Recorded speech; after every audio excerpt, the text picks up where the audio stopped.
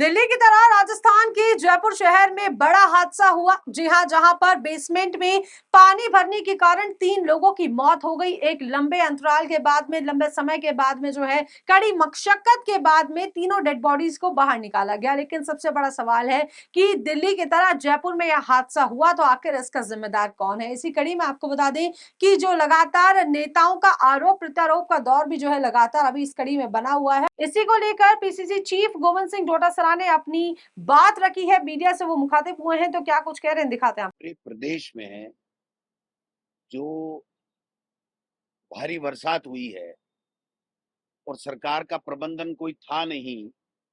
Monsoon का सबको पता था, लेकिन मानसून का पता होते हुए भारी बरसात की चेतावनी मानसून विभाग द्वारा दिए जाने के बावजूद सरकार ने कोई इंतजामात नहीं किए और जिसके कारण से भारी जनहानि भी हुई है। 4 लोगों की मौत हो गई है, माल हानि भी हुई है, पशु हानि भी हुई है और जनजीवन असामान्य हो गया है। सब जगह अफरा तफरी मची हुई है, लेकिन सरकार के कान पे जू नहीं रह रही है। सरकार संवेदनशील नहीं है।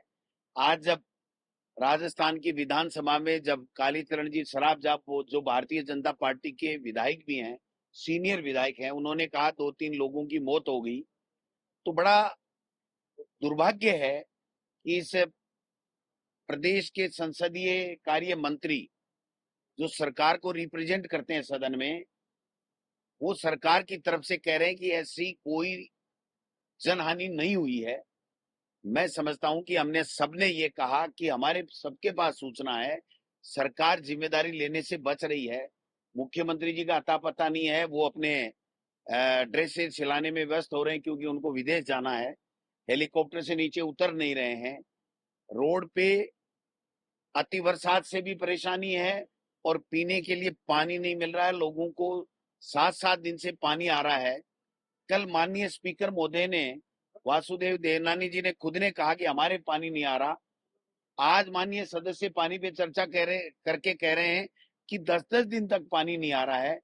बिजली की जो व्यवस्था है वो इनसे संभल नहीं रही है। बिजली 2 घंटे से ज्यादा आ नहीं पा रही है। तो न बिजली है, न पानी है, न कानून व्यवस्था है, न सरकार संवेदनशील है। केवल और केवल हेलीकॉप्टरों में मुख्यमंत्री जी घूम रहे हैं। मंत्री हैं, वो कोई जवाब ढंग से दे ही नहीं पा रहे हैं। आज आपने देखा होगा कि स्थगित किया क्वेश्चन। वित्त आयोग आया हुआ है, अच्छी बात है ना, आना चाहिए ना। ये सरकार का मैनेजमेंट होना चाहिए कि पहले प्रश्नकाल और उसके बाद में वो चीजें होनी चाहिए।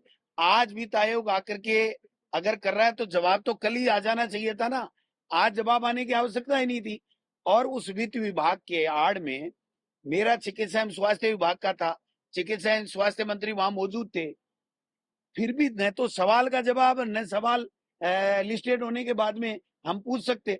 तो जो स्थिति सरकार की बनी हुई है, माननीय स्पीकर साहब से हमने आग्रह किया है अलग से कि आप इस सरकार को बचाने के लिए काम मत कीजिए। आपकी ड्यूटी दोनों को सम्मान दृष्टि से देखना है और प्रतिपक्ष जो जनता के मुद्दे उठाता है, उन मुद्दों के ऊपर सरकार की तरफ से जवाब आए और कोई कार्रवाई हो, ये होना चाहिए। तो उन्होंने कहा है ठीक बात है आपकी, मैं प्रतिपक्ष को पूरा मौका दूंगा, अवसर दूंगा। लेकिन जो स्थितियां बनी हुई हैं आज की तारीख में, सरकार नाम की कोई चीज नहीं है, ये पोपाबाई का राज है और इसमें कोई चीज व्यवस्थित नहीं है, किसी का कोई काम नहीं हो रहा। समान नागरिक संहिता कानून लाने की तैयारी करेंगे, इसके अलावा काम है ही नहीं। न इनको ढंग से बिजली देनी है, न पानी देना है, न कानून व्यवस्था है, न कोई बेरोजगारों को कोई रोजगार देने की बात है, न नौकरी है, न महंगाई कम करने की बात है।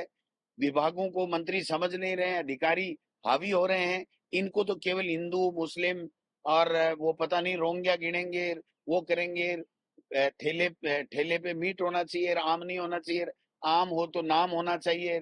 ये लाएंगे वो लाएंगे, इस तरीके से केवल धार्मिक उन्माद फैला करके देश में और प्रदेश में नफरत फैलाने का काम करना चाहते हैं। इनके बस में है क्या? इनको दिल्ली से मोदी जी और मोदी जी की सरकार की पर्ची आती है और वो पर्ची पढ़ देते हैं, इसके अलावा है क्या? आज जो बिल वापस प्रवर समिति को सौंपा गया है, ये इनके ऊपर थोपा गया बिल था। और जब यहाँ हल्ला मचा और सत्ता पक्ष और प्रतिपक्ष दोनों में और जनता में भारी आक्रोश दिखा, और हमने प्रतिपक्ष ने डिमांड की कि आप इसको प्रवर समिति को सौंपे, ऐसे मत लाइए, तब जाकर के उन्होंने वापस वो बिल लिया है। वो बिल तो इतना खतरनाक है कि मैं समझता हूं कि जैसे एयरपोर्टों को दे दिया वैसे दे दिया, ऐसे ये बिजली पानी भी देने को तैयार हैं। मैं समझता हूं आम व्यक्ति का जीना इस सरकार के समय दूभर हो रहा है।